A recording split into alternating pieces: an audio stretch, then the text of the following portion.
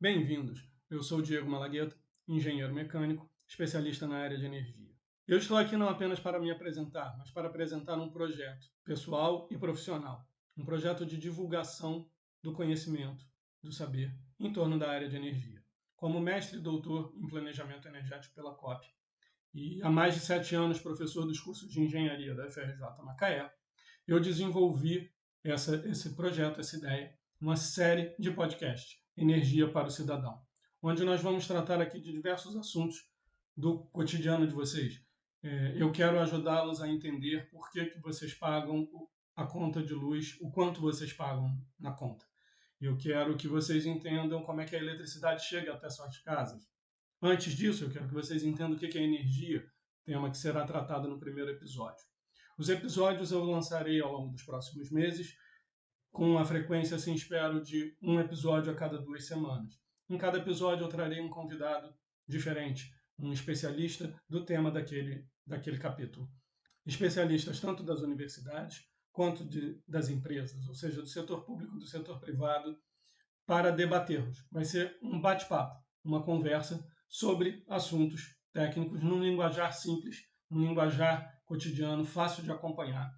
Eu espero que vocês curtam, que vocês compartilhem o material e peço muito também que vocês interajam, que vocês comentem, que vocês façam perguntas. Isso vai gerar ideias, roteiros para futuros episódios. Fiquem agora com o primeiro episódio, A História da Energia, com o ilustre convidado Luiz Augusto Horta Nogueira. Bem-vindos, ouvintes e espectadores, à primeira edição do podcast Energia para o Cidadão. Hoje trataremos do tema A História da Energia. E eu não poderia começar com o melhor nome do que Luiz Augusto Horta Nogueira. É um dos grandes especialistas do setor de energia do Brasil, está me concedendo essa honra de vir aqui me ajudar a passar essas informações, a tirar esse projeto pessoal e acadêmico do papel. Ele é conhecido no meio como Horta, vou passar a chamá-lo assim, e ele é engenheiro mecânico, a mesma formação que eu, mestre e doutor na Unicamp. Esteve alguns anos na direção da ANP, Agência Nacional do Petróleo, como um grande consultor da área de energia, atuando também em conselhos nacionais e internacionais, inclusive da Organização das Nações Unidas. E professor titular da Unifei. Tá? Então, mais uma vez, agradeço aí a boa vontade, a disponibilidade do seu tempo de me auxiliar aqui nessa tarefa. Ô Diego, puxa vida, você me introduziu de uma forma muito simpática. Não quero gerar muita expectativa, não. Para mim é um prazer estar aqui com vocês e conversarmos sobre energia, né?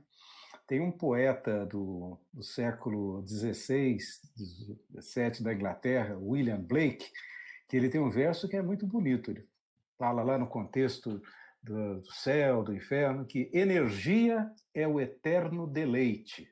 Energia é uma fonte de prazer. E conceitualmente também, é bom conversar sobre energia. Estou às ordens aqui. Muito obrigado pela oportunidade. E, pessoal, para quem já curtiu aí o tema, já está interessado no assunto, aproveita o tempo da vinheta, curte aí a mídia, seja de vídeo ou áudio, e retornaremos logo mais para trazermos várias curiosidades sobre o tema e respondermos as perguntas de vocês.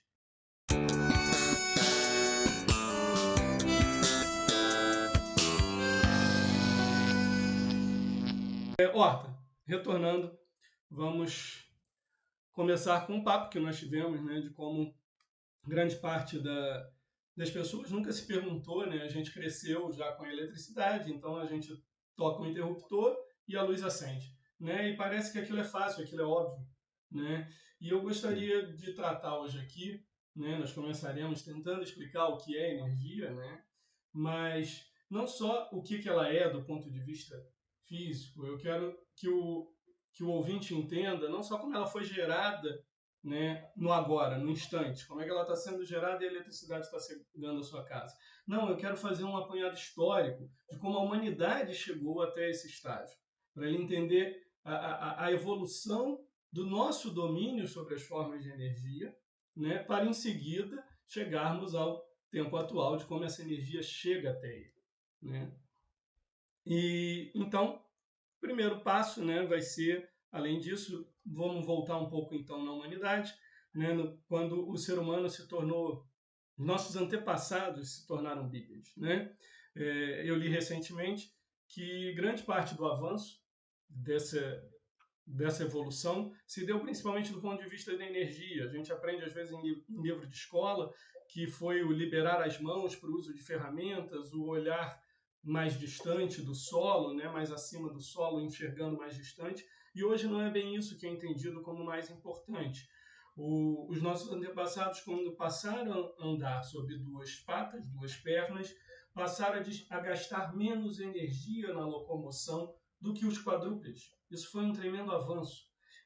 Acredito que a maior parte dos nossos espectadores já assistiram algum documentário, né, de vida selvagem, né, quando vem uma leoa correndo atrás de uma zebra, né, ou seja, um predador atrás de uma presa, ele está gastando energia correndo. E se ele correr atrás de um animal várias vezes de forma infrutífera, sem abatê-lo, sem conseguir se alimentar, ele vai definhar de fome. Nós estamos falando da mesma energia, né? O que é energia? Seu primeiro desafio vai ser começar explicando para os nossos ouvintes o que é energia. É uma boa questão, viu, Diego? É um tema de fato interessante. Eu diria que né? Eu acho que cabe, talvez, para a gente começar de uma forma bem clara, vamos primeiro falar o que é energia, que se apresenta de vários tipos, não é? E aí a gente passa a falar um pouquinho da história da energia, que foi o que você colocou como algo que nós precisamos explorar, né? Aí, o uso da energia, como é que começou, de onde veio no tempo.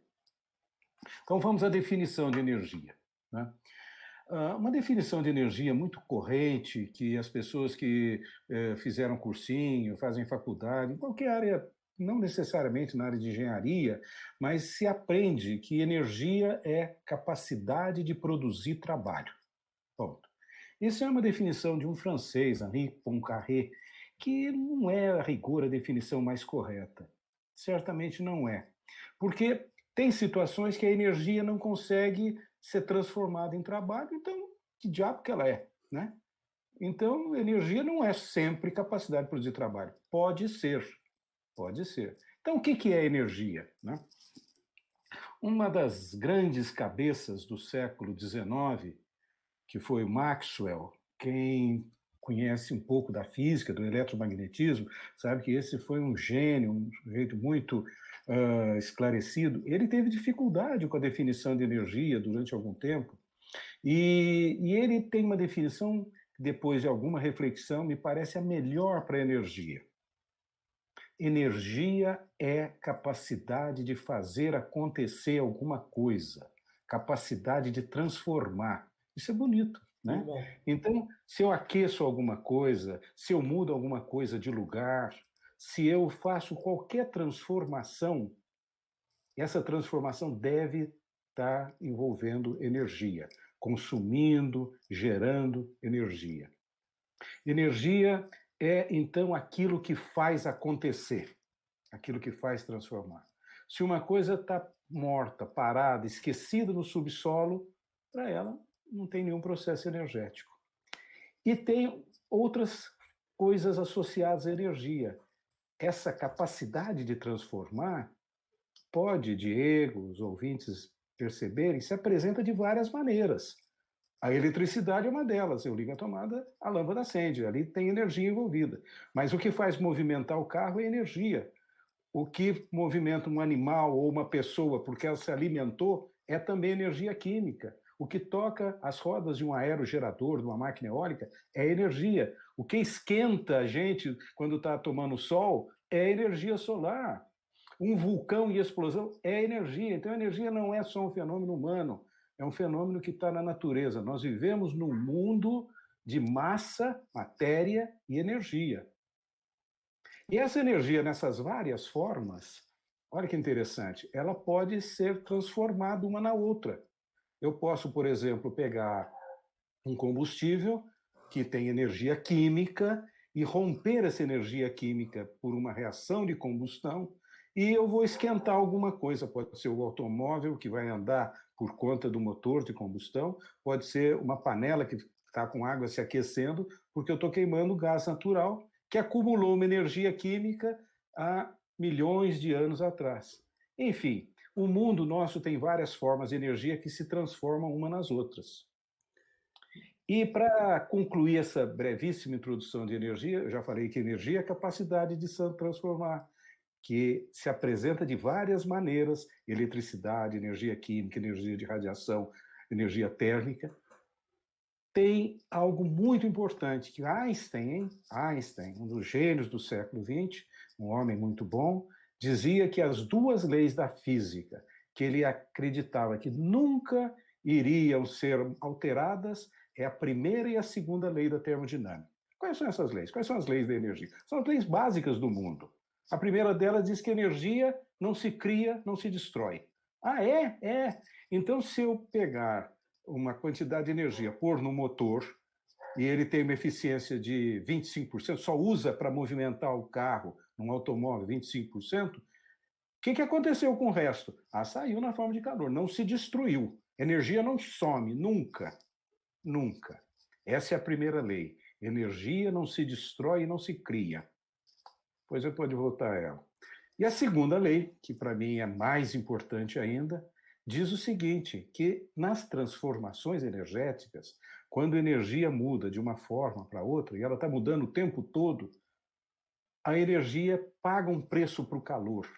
Ela vai se tornando cada vez mais calor, cada vez mais energia térmica, e esses processos são irreversíveis. Então, meus amigos, não pensem que essas transformações sempre nós estaremos fazendo. Não. O universo teve um começo com transformações energéticas importantíssimas e vai ter um final, quando toda a energia disponível, daqui a bilhões de anos, tivesse transformado em calor. Existe uma seta do tempo que é dada pelas transformações no sentido da energia térmica, degradando a energia. Você pode subir, eu moro numa ladeira aqui perto de casa, em Itajubá, eu posso pegar o jipinho que eu tenho e subir devagarzinho e depois descer pelo mesmo caminho que eu subi, que a gasolina não vai voltar para o tanque. Esse processo de combustão foi reversível, está perdido para todo o sempre. Então, o que define a passagem do tempo é o consumo da energia. E se nós começarmos a gastar muita energia, nós vamos fazer o tempo consumir muito depressa. E é verdade. Adorei. A segunda lei da termodinâmica, ela tem implicações filosóficas grandes, né? E é difícil Profundas, trazer muito profundas. profundas. E você trouxe de uma maneira muito bacana. Dado que eu fiz uma viagem tão ao passado assim, vamos ficar lá no passado, né? E o que a gente ouve é da importância que foi, talvez, o primeiro domínio energético do ser humano, né? A primeira energia que ele conseguiu controlar e usar para ele mesmo, tenha sido a descoberta do fogo, né? E é esse mesmo o nosso marco histórico? Interessante, né? Nós começamos comentando o que é energia, dizendo que energia existe na natureza, independentemente de existir pessoas. Em Marte tem energia, no interior do Sol tem energia, né? A energia é onipresente no universo, né? Mas nos interessa agora comentar um pouco mais como é que a energia passou a ser tão importante assim na nossa vida como ela é hoje, né? E isso, na nossa fase ainda de hominídeo, como você comentava bem, já mais eficiente, nós gastávamos mais ou menos 2.000 quilocalorias por dia, que é quanto um homem precisa para viver, para suas funções orgânicas, para o seu pulmão, para o seu coração, para os seus órgãos funcionarem, né? 2.000 quilocalorias por dia, em outras unidades, corresponde a uma lâmpada de 100 watts, mais ou menos. Então, o indivíduo, por menos brilhante que seja, ele é uma lâmpada acesa. Se ele está vivo, ele é uma lâmpada acesa. Porque, no fundo, como eu estou dizendo, tudo é energia. Mas, de fato, Diego, a descoberta das técnicas de fazer o fogo foi um momento marcante, realmente, na história da humanidade, não há a menor dúvida, né? Foi uma fase já do Neolítico, quando a gente já estava trabalhando melhor com as pedras. Passamos a aprender também como, usando diferentes maneiras, por fricção, por atrito, por bater uma pedra na outra, conseguir produzir o fogo. Tem um filme lindo sobre isso, que é A Guerra do Fogo. Se alguém gosta da história da energia, veja esse filme, que é uma história interessante de três tribos. Eu não vou contar o final do filme, que é muito legal também, mas é uma tribo que teme o fogo, uma tribo que sabe usar o fogo, mas não sabe fazer o fogo, e uma outra que sabe fazer o fogo. Então, como é que na época pré-histórica convivia esse tipo de coisa? É uma alegoria do conhecimento científico, tecnológico e energia, né? Nós conhecemos certos processos energéticos desde a natureza até o uso final. Tem processos que a gente não conhece, que a gente tem que comprar de outros países que trazem aqui, nós sabemos usar. E tem coisas que nem usar nós sabemos, né? E isso aconteceu com o fogo. Num dado momento, mais ou menos há 500 mil anos, portanto, meio milhão de anos atrás, são os registros mais antigos de fogueiras em cavernas, o homem primitivo aprendeu a fazer o fogo. Isso representou para ele uma conquista muito grande, né?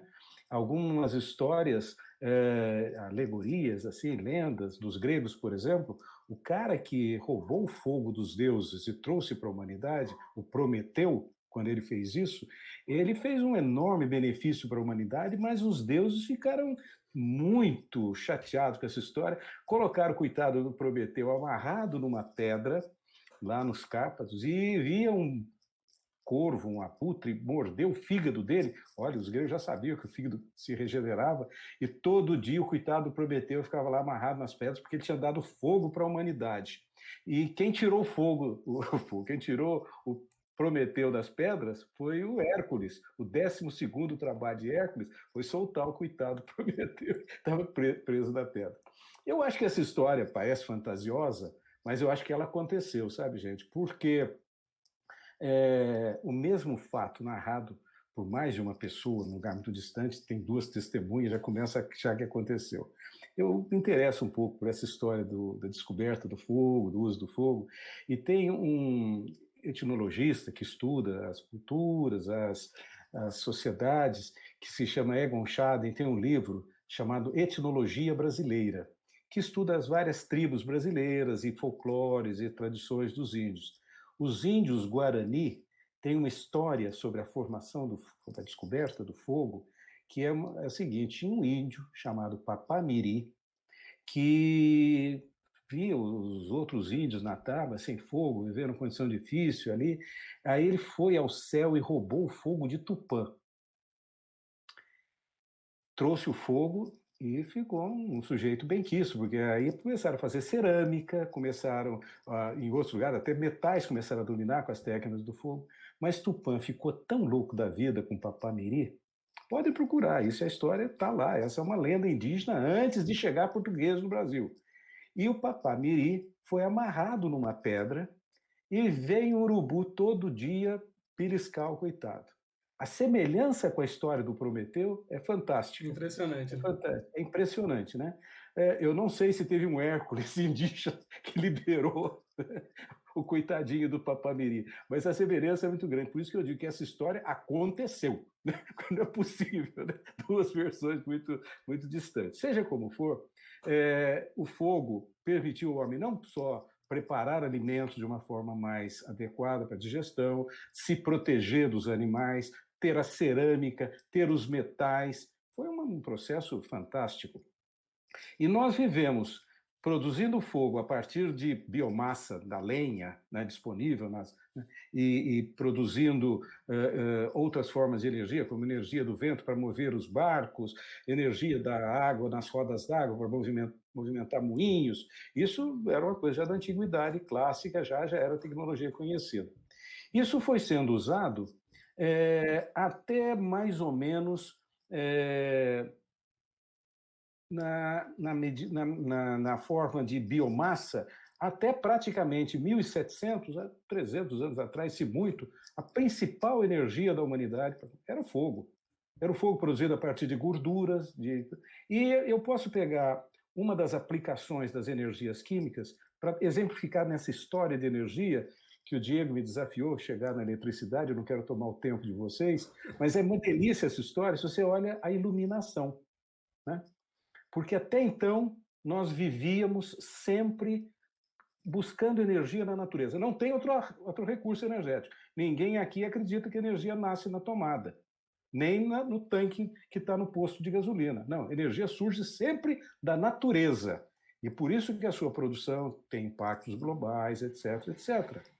E nesse sentido, a iluminação oferece um exemplo muito interessante, né? Porque foi ela que permitiu, de alguma forma, nós estendemos o dia. O homem entrava nas cavernas escuras e apagava, o sol se punha, o dia terminava. Eu tinha que esperar o sol nascer novamente. Quando nós começamos a fazer o fogo e produzir uma chama, eu comecei a ganhar mais tempo de vida, mais conversa ao redor do fogo, com calor, etc. E é muito bonito você pensar que praticamente durante milênios foram as pequenas chamas e as grandes chamas que nos iluminaram durante milhões de anos. Sim. Excelente. Não, não, eu tô achando muito legal que você já tá falando, dizendo um link aí com onde eu quero chegar no final do episódio. Mas tá ótimo. Não vou trazer spoilers ainda para os ouvintes, não. Pois é, porque isso aí, então, teve um período em que nós começamos a usar a gordura das baleias, e algumas baleias, as maiores, os cachalotes, têm perto do crânio, dentro do crânio, perto do cérebro, uma gordura muito especial, muito clara, muito limpa, que dá uma chama muito boa, que se chama espermacete. Os velhos antigos, né, a minha avó chamava parafina de espermacete. E espermacete vem das palavras esperma, que quer dizer semente, em latim, e cetus, que quer dizer baleia. Acreditava que o espermacete, aquela gordura, era a semente da baleia. E muitas expedições foram feitas para caçar baleias de uma forma impiedosa, para juntar espermacete para acender as chamas que iluminavam os castelos mais ricos, os palácios, etc. Eu já estou me falando de 1700. Né? O Moby Dick, por exemplo, aquele caçador, na verdade o Moby Dick é o nome da baleia, mas no livro do Moby Dick, o que o Hemingway escreveu, é para contar a história de um caçador de baleia para prover iluminação para os ricos da época. Os pobres se iluminavam com sebo, cera de abelha, outras gorduras, candeeiro, coisas assim. Se você queria uma chama mais limpa, você usava aquilo. Claro. Essas baleias foram escasseando. Tornando-se cada vez mais difíceis de encontrar, e, para a sorte delas, elas só não extinguiram porque o petróleo começou a ser refinado na região do meio norte-americano, e aí começaram a produzir o querosene, que iluminou. E só a gente não está usando mais lâmpada de querosene porque o Thomas Alva Edison, da mesma região, descobriu a lâmpada elétrica. Em questão de 50 anos, nós migramos de gorduras refinadas de baleia para querosene, que é já uma energia fóssil, para a eletricidade produzida a partir de energia fóssil. Nossa. E aí começa a história da eletricidade. Cheguei Sim. nela. Calma, que eu acho que eu ainda vou voltar um pouquinho para a gente chegar de novo. Vamos dar 2 passos para frente e 1 para trás. Sim. Mas, excelente, é ótimo. E é interessante também trazer uma outra ótica de como o petróleo, que hoje é um grande vilão, né, um grande poluidor, e de fato são os combustíveis fósseis em geral, ele em um dado momento histórico, ele salvou uma espécie da extinção, elas estavam à beira da extinção. Então, assim, são ciclos, né? Uma vez eu trouxe esse assunto até numa palestra, para mostrar como às vezes não tem uma energia, né, uma fonte que a gente use que seja a vilã ou o mocinho da história. É tudo também relacionado com a magnitude dela. Então, quando o mundo inteiro era iluminado por óleo da baleia, isso era um problema, porque a gente caçava aquele animal impiedosamente. E aí, no início da indústria do petróleo, tá bom, tinha um pouquinho dessa iluminação do querosene de iluminação, isso não era um problema. Hoje, que a gente queima, né, toneladas e toneladas de petróleo, né, por segundo, né, a gente está poluindo demais. Mas vamos voltar um pouquinho para conseguir trazer para os ouvintes essa transição do que para a gente é muito evidente, né, como engenheiro, do trabalho, né, da energia de forma mecânica, do movimento, até chegar numa coisa mais intangível que é a eletricidade, ou até mesmo o Uhum. calor, né? E ela É. tem umas etapas. Então, assim, Uhum. durante antes de, enquanto dominamos aí antes de Uhum. dominarmos as máquinas, a gente passou por uma transição que eu considero muito importante trazermos aqui, que foi o papel dos animais, da Sem dúvida. energia dos animais utilizada É, principalmente no energia início. muscular. É, Isso, a energia muscular que a gente usava, a nossa, obviamente, é. continuamos usando. Mas a Ou a dos agricultura, escravos, né? Os isso, escravos mas eram de seres humanos, né? é, Seja o próprio ou exato. seja de uma forma abusiva, né? É. Mas a agricultura começa inicialmente com todo o gasto energético feito pelo próprio humano, que trabalhava o solo, que Uhum. plantava, que colhia. Sim, E ele começa a utilizar, e depois tratava também o que colhia, né? Os grãos sim. e o tratamento. E até hoje, né, ainda é feito muita coisa manualmente. Uhum.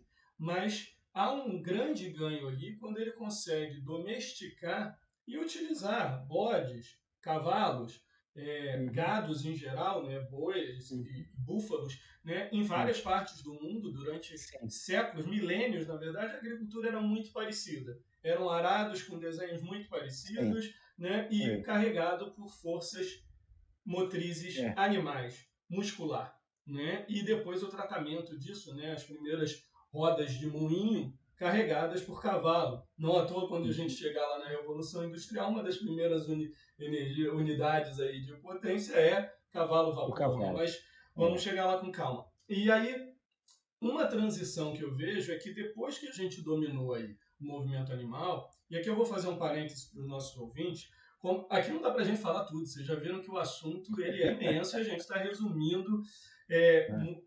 de forma bem sucinta. Então eu vou colocar também no meu Instagram, quem não segue ainda, professor Malagueta, alguns conteúdos complementares. Né? Vou colocar algumas coisas, inclusive sobre essa parte de tração animal, eu vou trazer um material com imagens, com pequenos textos complementares a isso aqui. Tá? Mas vamos retornar ao assunto. E aí, depois que a gente usa o animal, eu acho que um passo que foi quase que automático, né, dado que a gente começou a construir esses primeiros equipamentos que se moviam, ou seja, os que realizavam trabalho, Hum. foi o surgimento dos primeiros moinhos de vento e as rodas d'água. Você já citou aqui, en Uhum. passant, né? E que é pegar uma energia em curso que está na natureza, né? A queda d'água, um rio fluindo ou o vento, e usar essa energia mecânica. Uhum.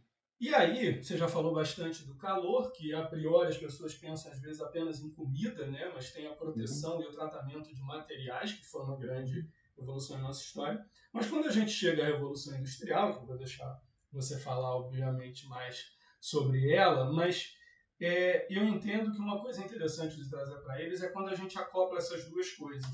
A gente já dominava algum maquinário que se movia e a gente Uhum. usava o calor para diversos fins, mas não o Uhum. movimento. E a Uhum. Revolução Industrial é quando a gente começa a conseguir conduzir esse calor, né? Uhum. Inicialmente na máquina a vapor, através do vapor. A gente tem Sim. algo, um fluido de trabalho intermediário ali. Eu passo calor para alguma coisa, o vapor d'água, e esse vapor d'água movimenta as grandes máquinas. Isso é o início da Revolução Industrial. É. Eu queria que você falasse um pouquinho sobre isso. É por aí? É. Legal. Vejo que nós estamos falando de um assunto vasto, gostoso de conversar. Primeiro que ele faz parte do nosso dia a dia, do dia a dia da humanidade. A história do uso da energia, das técnicas de energia, é a história da humanidade em boa medida, do acesso, da dificuldade, o domínio dessas formas de energia. Uma dessas formas de energia, você está acabando de dizer, é exatamente o músculo e o músculo humano.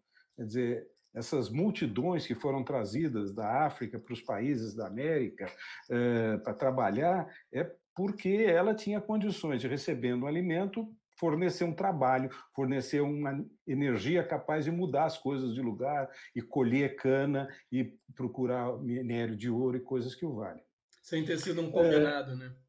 É, mas é isso. Mas Faz parte, realmente né? era Da nossa história, a né?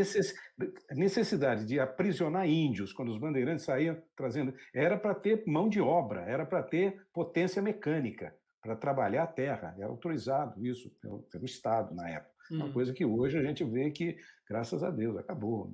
Mas, bom, esse é um outro assunto. Mas no âmbito dessa vastidão de assuntos que nós estamos conversando, eu queria retomar o fato de que quando nós pegamos a, o fogo, a descoberta do fogo como um marco, né, e vimos que ela foi determinante para nos separar dos animais, então, porque passamos a ter acesso a um conjunto de técnicas novas, etc., que nos tornou diferentes e superiores, entre aspas. Nesse processo, nós fomos sempre nos abastecendo de comida, que essa é a principal forma de energia, de fato, a forma mais vital, na natureza, de acordo com o que a natureza fornecia. Nós éramos coletores e caçadores, correto?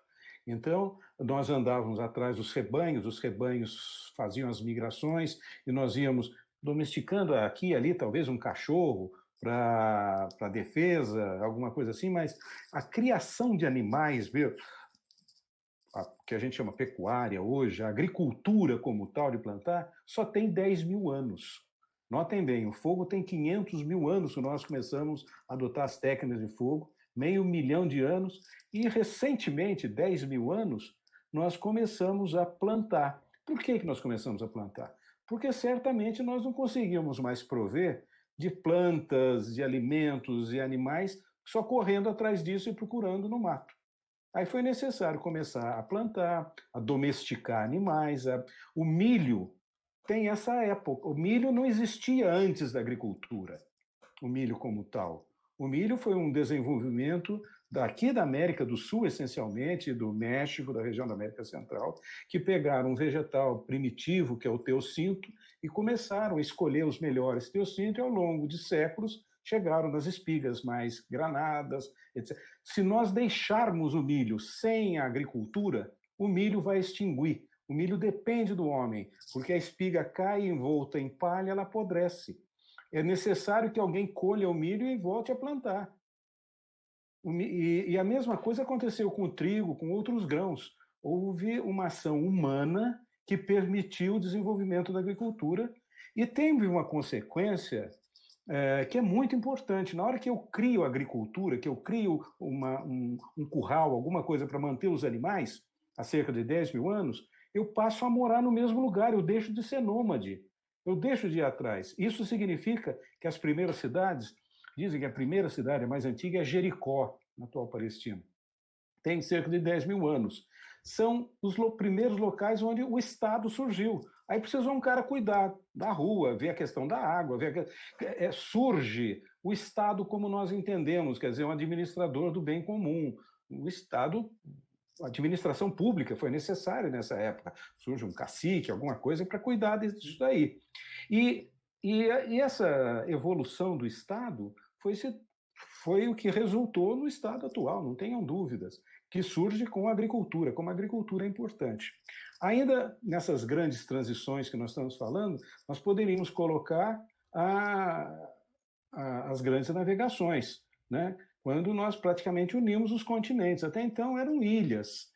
E aí foram os portugueses, hábeis navegadores, que contornaram a África, foram até a Índia, depois deram a circunnavegação, chegaram até aqui, né?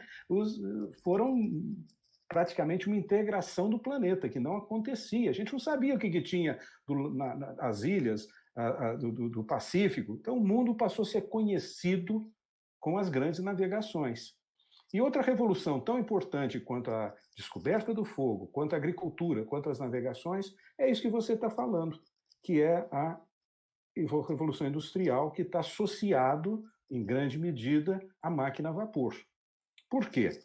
Porque nós já conhecíamos, você falou, eu também falei, que fontes de potência mecânica, que eram as rodas d'água, os moinhos de vento, mas que eram determinadas pelo vento e pela existência do fluxo de água. Quando eu sou capaz de queimar alguma coisa, produzir vapor e produzir potência, eu vou ter potência a hora que eu quero. Isso desconecta o suprimento de energia da disponibilidade natural, da volatilidade natural. Isso aconteceu, primeiro, com a máquina a vapor que surge. Essa história é bonita também, né? Talvez ele tome um pouquinho mais do tempo, mas veja, ela de fato ocorreu porque exauriram de uma forma, não vou dizer total, mas de uma forma preocupante, as reservas de biomassa. Foi a primeira crise de energia na humanidade associada à biomassa na Europa, em torno do. Em algumas cidades já começou no século XIV, século XV, mas com o fim da Idade Média, o Renascimento, a formação já de populações maiores, a pressão em cima da lenha, que era a única forma de energia, foi aumentando. Ninguém plantava lenha. E foi aumentando essa pressão, e tem alguns fatos assim que são notáveis. O rei Henrique VIII, visitando uma visita do rei a Newcastle upon Tyne, na Inglaterra, encontrou a população tremendo de frio que tinha queimado os últimos bancos da igreja. E então ele autorizou, que precisava de uma autorização, um édito real, a usar aquela substância fétida, fuliginosa que tinha nas charnecas daquela região, que era a tufa, que é um carvão de baixa qualidade. Então, o uso do carvão começou por uma necessidade, por falta de lenha. É sempre assim as transições energéticas. E aí começamos a procurar carvão em profundidades cada vez maiores, até um ponto que a água do lençol freático impedia eu tirar mais carvão. E as primeiras formas de usar energia para ter um fim útil, energia do carvão, foi em bombas tipo Savre, bombas de Savre, depois a bomba de Newcomen, que deu origem à máquina a vapor, que teve uma potência de eixo. Então, vejam que as coisas estão quase sempre encadeadas na história, uma justificando a outra, uma provocando a outra, e com a potência mecânica determinada pelas máquinas a vapor, se expandiu muito o acesso a bens de consumo, produtos têxteis, houve a Revolução Industrial, a adoção de novos métodos de produção, e isso foi determinante para um novo formato da sociedade, não é? Os trabalhadores sofreram muito nessa época, porque aí eles passaram a ter que funcionar praticamente as 24 horas do dia, porque a máquina a vapor funcionava 24 horas por dia. Então, foi um período duro, e os livros do Dickens, por exemplo, mostram isso, né? E depois nós temos que, usando a ideia da máquina a vapor, surge a ideia do motor de combustão interna. Rudolf Diesel pegou uma máquina a vapor e passou a usar a carcaça da máquina a vapor para o primeiro motor dele. Depois veio o motor Otto. E aí nós começamos a usar combustíveis líquidos que passaram a ser disponíveis porque na produção de querosene para iluminação sobrava determinadas frações. E foi assim que, tendo uma potência de eixo maior, eu comecei a poder gerar também eletricidade, que era uma forma que o Faraday já tinha descoberto antes. A gente sabia que um ímã se movimentando provocava uma mudança na posição da agulha da bússola. E comecei a ver que também e isso foi uma descoberta notável, que não só uma corrente elétrica passando num fio cria um efeito magnético, mas se eu mudo a posição de um ímã perto do fio, mudo, não pode ficar parado, ele vai produzir eletricidade. O cara tinha inventado o dínamo, Faraday, né? E é bonita, dizem, né, que a rainha Vitória, talvez a mais poderosa soberana da Inglaterra à época, tinha possessões no mundo todo, desde a Índia, Austrália, Canadá. Essa mulher visitou a Royal Society e viu o dínamo produzindo faíscas elétricas. E aí perguntou para o Sir, que já era o Faraday, já era Michael Faraday, já era um Sir, perguntou, e para que serve esse negócio? Eu não acredito que a resposta tenha sido essa, porque é uma resposta assim, jocosa, mas falou, mas majestade, para que serve uma criança? Né? Porque a eletricidade era uma criança, e hoje está onipresente, porque praticamente durante o século XX, nós começamos a usar a eletricidade para tudo, para iluminar, muito melhor que o querosene, para provocar movimento, que o motor elétrico é uma maneira muito melhor, a sujeira fica lá fora, o motor de combustão gera eletricidade e depois eu uso a eletricidade de uma forma limpa. E depois eu produzo frio, eu posso produzir gelo, eu posso produzir ar-condicionado, enfim, a eletricidade é a rainha do setor energético, mas ela é uma forma muito refinada, que merece ser usada da forma adequada. Perfeito. Só recapitulando aqui, botando um pouco de datas para os nossos ouvintes e espectadores, de quando a gente começou a trazer a Revolução Industrial, a gente está falando ali do final do século XVIII, início do século XIX, né? Então, depois que, ao final do século XVIII, começa a surgir essas primeiras máquinas a vapor, que o Horta falou, e ali, né, entre 1915 e 1920, a primeira locomotiva a vapor, né? Os primeiros trens, ou seja, aquela máquina que eu fiz, ela parada, estacionária, nas indústrias têxteis que alavancaram esse início dessa revolução, eu começo a colocar ela em trens, né? E depois, como ele já linkou, isso inspira o surgimento da indústria automotiva. E aí, na segunda metade do século XIX, que o século XIX é todo ele de grandes descobertas da eletroeletrônica, né? E essa segunda metade surge o motor elétrico, né? Talvez eu não conhecia essa história da resposta da criança, mas de fato eu acho que é interessante a gente pontuar para os nossos ouvintes que essas coisas vão acontecendo em paralelo, entre aspas, tem umas janelas de tempo aí importantes, mas uma encadeada na outra e vão se encadeando, mas é interessante colocar que não era premeditado. O objetivo, de fato, quando cria um motor elétrico, a resposta para aquilo para que serve ainda não se sabia. Né? Tinha alguém que tinha criado uma lâmpada, tinha alguém que tinha criado uma máquina que rodava e um outro criou uma máquina que, quando recebia um movimento, gerava eletricidade. E aí, um grande avanço que é o início do século XX, ali 1900 e pouco, né, em diante, antes da Primeira Guerra, é quando começa a eletrificação dos grandes centros urbanos. Quando a gente juntou isso tudo que nós falamos hoje aqui, desde o fogo, ou seja, desde o calor. O calor bota uma máquina para se movimentar, essa máquina que se movimenta entra numa outra máquina que, com o movimento, gera eletricidade. E essa eletricidade não foi usada para dar choque, né? Ela foi usada numa descoberta também tão revolucionária quanto, né? Apesar de não se movimentar, de ser pequenininha e tal, mas que muda os hábitos urbanos, que é uma lâmpada, né? Que com uma corrente elétrica ela se esquenta, também gera calor, né? Dá uma volta aí, na verdade, encaixa com a segunda lei da termodinâmica. Eu saí de um calor muito bom para um calor ruim, né? Um calor de baixa qualidade, mas ele gera a iluminação. E começa a iluminação urbana substituindo, como você já falou, os olhos. A gente já iluminava de várias outras formas, né? Mas tudo com chama. E chamas ruins. A lâmpada traz uma iluminação bem melhor e menos perigosa também, né? Porque a chama levou a muitos incêndios históricos, né? E aí é o início do século XX. Mas aí eu vou fazer uma pergunta, uma provocação que talvez esteja na mente de alguns que nos ouvem. A gente citou aqui que o ser humano já usava desde ali a agricultura, né, rodas d'água e moinho de vento.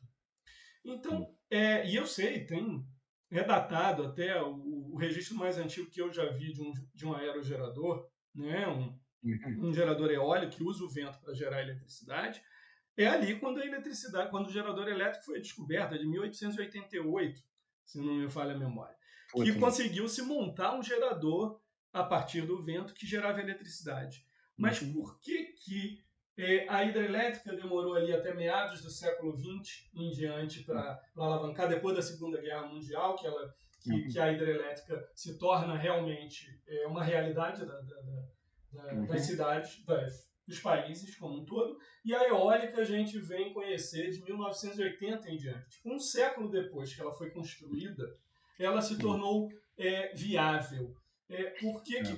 Quais eram as grandes vantagens desse combustível muito ruim, extremamente poluente, que a gente vai descobrir depois, que é o carvão, mas por que a primeira metade do século XX, ali de 1900, a Segunda Guerra Mundial, é o carvão que domina o cenário de energia e que domina essa geração elétrica no mundo?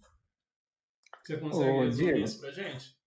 Diego, isso aí tem um punhado de fiapo interessantíssimo, né? Um deles, primeiro, é que o carvão é um combustível onde diversas nações europeias, principalmente Alemanha e Inglaterra, contam com reservas disso. A França não contava, ela chamava de a água, a hulha branca, o carvão branco, porque foi lá que muitas centrais hidrelétricas foram implementadas, lá em Suíça. Agora, por que, de fato, o vento só agora está sendo descoberto ou está sendo mais valorizado, apesar de já ser conhecido? Se você tem um eixo girando, em princípio, você poderia colocar. Tem várias razões que você tem que levar em conta aí que são importantes. Uma primeira delas, muito importante, é que se você tem um combustível, seja ele a biomassa, seja ele bagaço de cana, que hoje é muito importante no Brasil, seja gasolina ou que seja, gás natural, você tem uma energia química armazenada num tanque, num reservatório, e você, quando precisa, você acende e usa. Porque essa característica da eletricidade, que nós estamos, no fundo, falando de eletricidade, é muito importante. A eletricidade tem que ser produzida na hora que eu quero usar. Então, na hora que eu ligo uma lâmpada na minha casa, eu tenho que ter algum gerador funcionando. Existem esquemas de armazenamento de energia elétrica? Existem pelo menos dois. Eu posso armazenar na forma química em baterias, o que é caro, não se usa no automóvel, que não tem jeito de ligar o automóvel uma tomada. Então eu tenho que ter uma bateria ali para ele. Mas pensar numa bateria para acumular energia de uma casa começa a ficar inviável. Sim. Ou supercapacitores, que são formas muito interessantes de armazenamento de eletricidade, mas ainda são muito caras. Os bondes antigos do Rio de Janeiro tinham cabos que ficavam entre os postes e o bonde ficava ligado naquele poste para ele ficar andando, né? Então tinha um equipamento ali, um pantógrafo que pegava eletricidade e o bonde andava. Os atuais VLTs no Rio são geniais, não tem pantógrafo. De onde eles pegam a energia deles? Né? Eu via instalando aquelas ali na Rio Branco, nos lugares do centro do Rio, onde passa a VLT. Falei, gente, onde é que vai pegar a eletricidade para esse bonde novo do Rio, bonde moderno, bonito do Rio? Falei, não, isso vai ser do chão. Falei, do chão você toma um choque. Não, mas como é que faz então? Então, saibam que o Rio, como outras poucas cidades, há algum tempo atrás só eram 3 cidades no mundo, tinham bondes, trams, uma palavra inglesa, para eles, com armazenamento de energia em supercapacitores, que é armazenamento de energia não na forma química, numa bateria, é um equipamento elétrico, que na hora que o VLT para na parada para as pessoas entrarem e saírem, desce 2 escovinhas, depois vocês podem passar na hora que não está passando o VLT para ver no chão, tem lá o lugar onde pega eletricidade e guarda eletricidade suficiente para ele ir de um lugar a outro. São coisas de novas tecnologias que ainda não se viabilizaram para amplas aplicações. Claro. Então, a eletricidade tem que ser produzida na hora que eu uso. O vento não é coisa simples de eu produzir vento. A água na hidrelétrica está lá guardada. Eu gero a hora que eu quero, bombeio ou não. Pelo menos se não é uma central de fio d'água, como a gente fala, ela tem um reservatório, ela permite isso, né? E tem outras questões da capacidade instalada, a potência. A potência de uma central hidrelétrica hoje grande é uma potência de centenas de megawatts. A potência de Angra, a central nuclear de Angra, as duas, dá quase 2.000 megawatts. A potência do gerador eólico grande hoje não dá 6 mega. Estão colocando em operação agora um de 12. É pouquinho, porque o ar que toca as pás tem um peso baixo. Eu preciso de 1 metro cúbico de ar para fazer 1 quilo. Basta 1 milésimo de metro cúbico, 1 litro, para fazer o quilo. Então, são coisas interessantes. Não, mas muito obrigado. Não, eu acho que era isso aí que eu queria que você trouxesse mesmo, nesse linguajar, né, nessa simplicidade, mas dá essa magnitude, né, de que não necessariamente quando uma máquina é descoberta, isso que é interessante ficar para quem nos ouve, é o momento de maturidade dela. Porque isso é uma realidade muito comum de nós, engenheiros. Então, isso para a gente está no sangue. Mas para quem não é da área, ou para quem ainda está na escola e está ouvindo a gente, ainda está no colégio, não sabe o que vai estudar, o que quer seguir, não são coisas tão triviais para a gente. Agora, vamos pegar o exemplo do VLT, né? Quem não soubesse essa resposta, ou até esquecer essa resposta, só lembre uma coisa: chega energia para ele de alguma forma. Ele não está se movimentando sozinho, a gente junta com o início do episódio, não tem mágica. A energia não surge do nada e não desaparece, ela é transformada. E a gente está contando aqui as várias transformações da energia que a gente foi dominando como civilização ao longo do tempo. E aí agora estamos chegando realmente no nosso tempo previsto e na nossa história, na nossa trajetória. O século XX também traz uma outra grande revolução dessas energias, que você já citou um pouco aqui, que é na parte do transporte. Depois das grandes navegações, Quando a gente consegue substituir de novo a tração animal, né, o cavalo das carruagens, e começamos a desenvolver o automóvel no início do século XX, que dominou todo o século, a gente, todo mundo, né, isso daí é percebido por nós, a gente não precisa falar da importância do automóvel no hoje. Mas o que é interessante, às vezes, pontuar é na importância que ele teve nessa história toda da mudança comportamental, organizacional das cidades, dos centros urbanos e do fluxo de pessoas. E aí, junto com isso, vem também, obviamente, o avião também, em paralelo, ou seja, o movimento no solo e o movimento no ar, que encurtou as distâncias. Né? É verdade. E aí, eu vou fechar provavelmente com onde eu queria dar essa volta que eu gostei que você comentou lá atrás. Porque quando a gente fala das máquinas estacionárias, da eletricidade, eu acho que não fica tão percebido o link que eu quero fazer. Einstein, que você já citou, mostrou do ponto de vista físico, né, estamos falando agora de ciência, né, que energia e massa são a mesma coisa. Nós não vamos nos aprofundar aqui, mas eu quero trazer uma reflexão mais humana sobre a coisa da relação da energia com o tempo, que você já trouxe quando fala da segunda lei da termodinâmica. E quando a gente dá o exemplo do transporte, é onde a gente, eu acho que mais chega ao nosso ouvinte, espectador leigo, que é onde a gente percebe o ganho de tempo. Quando a gente usa uma máquina que realiza um esforço, a gente percebe ou que a gente não precisou fazer aquele esforço, ou que a gente conseguiu com uma máquina fazer um esforço que a gente não conseguiria. Subir um elevador 20 andares em alguns minutos. Quando a gente fala do transporte, mais do que o esforço, que é ao invés de eu ter que andar quilômetros, né, e gastar aquela energia, é o tempo que eu ganho nessa viagem. Então, como um famoso cientista já falecido, sueco, né, o nome dele, se eu não me recordo, se eu não estou errado, é Hans Rosling. Né? O filho dele ainda trabalha na organização que ele criou. Eu adoro o Hans Rosling. Ele é fantástico, né? E ele é médico, hein? Ele é médico e eu sei, médico sanitarista. Cara, exato. Muito legal. Eu vou colocar Recomendo, link para vocês verem material dele, porque ele ele criou uma organização que visa levar a informação de forma prática, visual, com gráficos, muito legal mesmo. Mas aí o que eu estou trazendo aqui para o Horta é que ele traz, ele tem uma das falas que eu vou indicar aqui para vocês, ele trata da grande revolução que foi o invento da máquina de lavar. Que ele mostra o ganho de tempo que foi. Então, o que eu quero talvez trazer nesse fechamento, Horta, é como as grandes transformações que a gente passou, essas grandes transições, e sempre quando a gente domina uma nova metodologia, uma nova forma de uso da energia, o que a gente trouxe de ganho para o ser humano, além de financeiro, é um ganho de tempo. Quando uma máquina realiza algo para a gente, ou quando uma máquina nos faz viajar mais rápido, o ser humano ganhou tempo. Tempo para leitura, tempo para o pensar, tempo para o aprendizado. Né? O primeiro tempo que a gente ganhou, por isso que eu gostei que você fez link o tempo inteiro com onde eu queria chegar, é quando a gente começou a usar o fogo, que a gente estendeu o horário útil para a gente. A nossa visão não é preparada para a noite e a gente conseguiu fazer atividades à noite. Então, essas grandes revoluções de energia, para mim, né, eu entendo sempre também como ganhos de tempo muito grandes. E aí a reflexão final que eu trago é que a gente tem que saber também usar esse tempo livre.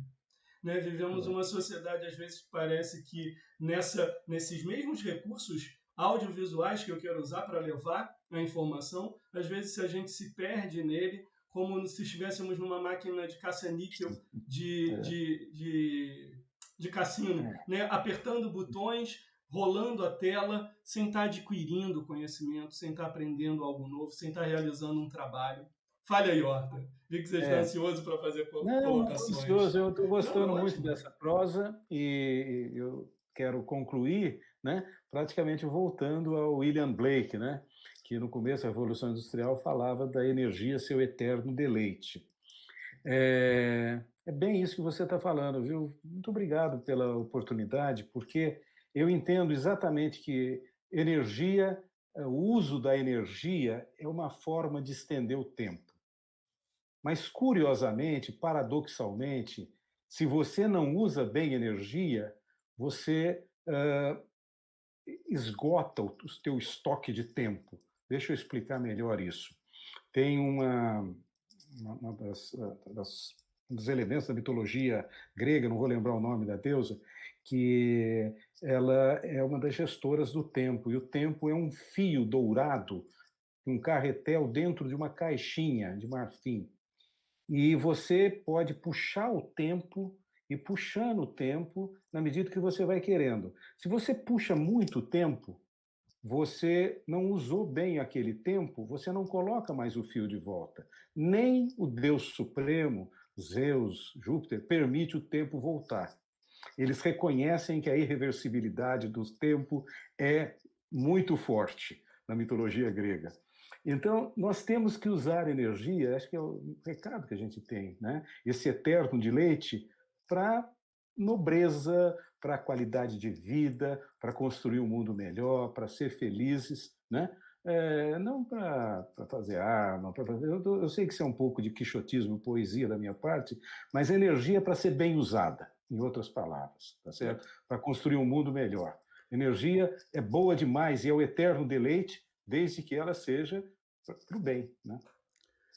Obrigado, Obrigado. obrigado. Compartilho dessa visão poética. Eu acho que é isso. Os inventos humanos, eles não têm é, bondade ou maldade neles, né? O É, negócio é como que a gente usa tudo aquilo que a gente exato. constrói. Bom, Horta, mais uma vez, muito obrigado mesmo pela contribuição. E obrigado aqui aos ouvintes, aos espectadores. Quem curtiu, por favor, compartilhe com os amigos, com os colegas. E fique atento que esse foi só o primeiro episódio de uma série que eu vou disponibilizar ao longo dos próximos meses para vocês. Obrigado. Até a próxima.